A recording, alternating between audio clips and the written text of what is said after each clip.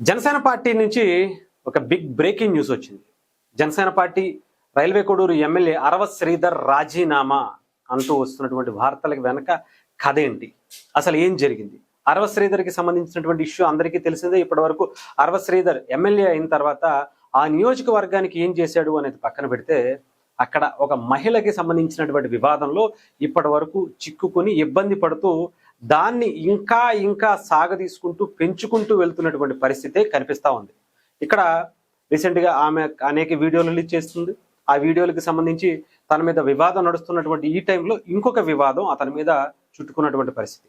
రీసెంట్గా ఆ అమ్మాయి రిలీజ్ చేసినటువంటి ఇంకొక వీడియోలో ఒక మహిళని, అది కూడా ఒక ముస్లిం మహిళని కించపరుస్తూ చేసినటువంటి అతని వ్యాఖ్యలు ఇప్పుడు తీవ్ర దుమారాన్ని రేపుతున్నటువంటి పరిస్థితి కనిపించింది.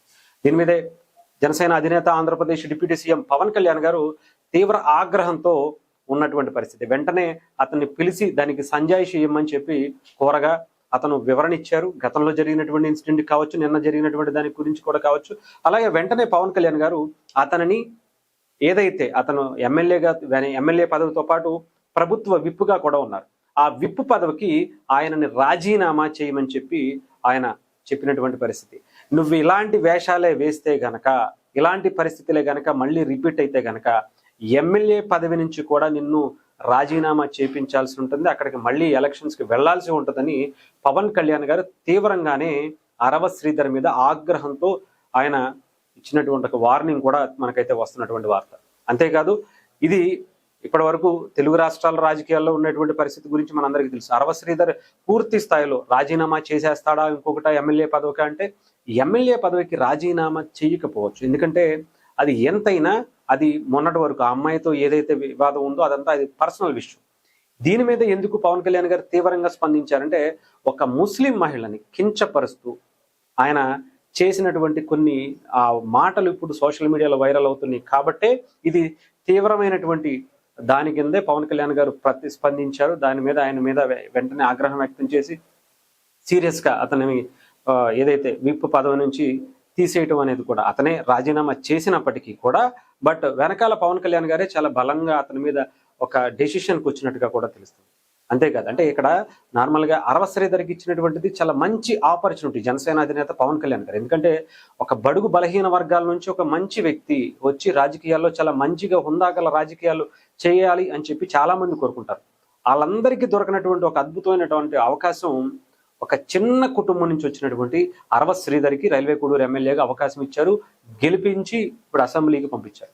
కానీ అతను చేసినటువంటి ఛాసులు చూసినటువంటి పరిస్థితి మనం చూస్తుంటే, తనకిచ్చినటువంటి మంచి ఆపర్చునిటీని ఉపయోగించుకోకుండా ఇలా పిచ్చి పిచ్చి వేషాలు వేస్తూ ఆడవాళ్ల వెనకాల తిరుగుతూ అనేకమైనటువంటి దరిద్ర పనులన్నీ కూడా అసెంబ్లీలో ఎంత గౌరవంగా ఉండాల్సినటువంటి ఆ పదవిలో ఉండి కూడా అక్కడ కూడా వీడియో కాల్స్ చేస్తూ పిచ్చి పిచ్చి పనులన్నీ చేయడం వల్ల ఇప్పుడు జనసేన పార్టీకి కొంత ఇబ్బందికర పరిస్థితి వచ్చింది.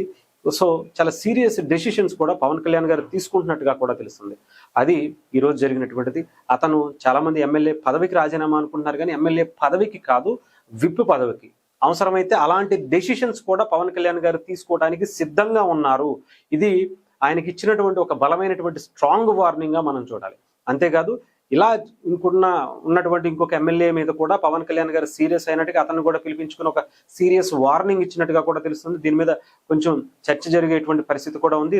ప్రజెంట్ పవన్ కళ్యాణ్ గారు చాలా సీరియస్గా పార్టీ ప్రతిష్టత మీద, పార్టీకి సంబంధించినటువంటి నిర్మాణం మీద దృష్టి పెట్టేటువంటి ఈ కార్యక్రమంలో అక్కడ జనసేన పార్టీకి ఇది ఒక ముందడుగా అని చెప్పాలి. ఎవరైతే వివాదాల్లో ఉండేటువంటి నాయకుల మీద, ఎమ్మెల్యేల మీద సీరియస్గా పవన్ కళ్యాణ్ గారు ఒక నిర్ణయానికి వస్తున్నారు. అలాగే నెక్స్ట్ ఎవరు అరవ శ్రీధర్ని తీసేయడం అనేది పెద్ద విషయం కాదు, బట్ అక్కడ పార్టీ అధికారంలో ఉంది, దాన్ని కొనసాగించుకుంటూ ఇంకొక వ్యక్తిని ఆల్టర్నేటివ్గా నిలపాల్సినటువంటి పరిస్థితి ఉంది. గతంలో కొంతమంది ఇన్ఛార్జీలకు ఇచ్చినా కూడా వాళ్ళు కూడా వివాదాల్లో చిక్కుకోవడం, ఆ అమ్మాయిని నడి రోడ్డు మీద కొట్టడం, ఇలాంటివి కూడా చేశారు. సో అలాంటి వ్యక్తులు కాకుండా వేరేగా ఒక మంచి ఉన్న వ్యక్తిని అక్కడ నియమించాలనేటువంటి ఆలోచనలో పవన్ కళ్యాణ్ గారు ఉన్నట్టుగా తెలుస్తుంది. ఎందుకంటే అది ఎస్సీ రిజర్వ్డ్ కాన్స్టిట్యున్సీ కాబట్టి ఆ సామాజిక వర్గాల నుంచి ఇండివిజువల్ డెసిషన్స్ తీసుకుంటూ పార్టీకి కానీ ప్రజలకి కానీ ఎటువంటి ఇబ్బంది లేకుండా మంచి చేసేటువంటి వ్యక్తులు ఎవరా అనేది పవన్ కళ్యాణ్ గారు చూస్తున్నట్టుగా కూడా తెలుస్తుంది. సో గతంలో కూడా అక్కడ ఎమ్మెల్యే సీట్ ఇచ్చి వెనక్కి తీసుకున్నటువంటి యనమల భాస్కర్ పేర్లు కూడా వినిపిస్తున్నటువంటి పరిస్థితి అయితే కనిపిస్తుంది.